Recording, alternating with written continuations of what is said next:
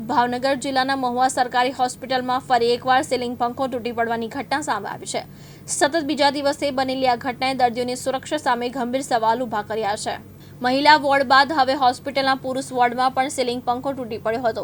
ઘટના સમયે વોર્ડમાં હાજર એક વ્યક્તિનો સદનસીબે આબાદ બચાવ થયો હતો અને મોટી દુર્ઘટના ટળી હતી। સ્થાનિકોમાં ચર્ચા છે કે લાખો રૂપિયાના રિનોવેશન બાદ પણ હોસ્પિટલમાં આવી બેદરકારી સામે આવી ગંભીર બાબત છે। 2 દિવસમાં સતત બીજી વખત પંખો પડવાની ઘટનાને કારણે હોસ્પિટલ તંત્રની કામગીરી સામે અનેક સવાલ ઊભા થયા છે। હવે સમગ્ર મામલે હોસ્પિટલ તંત્ર શું પગલાં ભરે છે તેના પર સૌની નજર મંડરાઈ રહી છે। શું ઘટના બની છે? કે ઉપરથી પંખો પૂરો મારો છોકરો બેઠો બેઠો ના લેતો હતો ને એકદમ ઈ ઝટકી ઊભો થઈ ગયો। એમ કે ઈજા પહોંચવામાં આવી છે કે શું? નહીં ઈજા તો નથી આવેલા પણ કાંઈ શું કહે છો?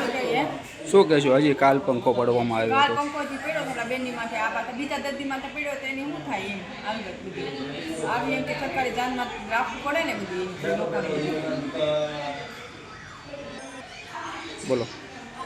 અહીંયા અમે હોસ્પિટલમાં રહી તો અમારા જીવના જોખમે તો રહેવું પડે ને બીતા રહેવું પડે કાકે કાકે તમને કંઈ થાય તો અમારી માથે તમારે કાંઈ કોઈ જવાબદારી ન લે તમે કોઈ જાન ન દે કોઈ નસી નથી આ બાજુ તો પછી આમ સ્ટેટ ઓલી પર બોલાવવા ગઈ પછી ત્યાંથી આવ્યું દોડી।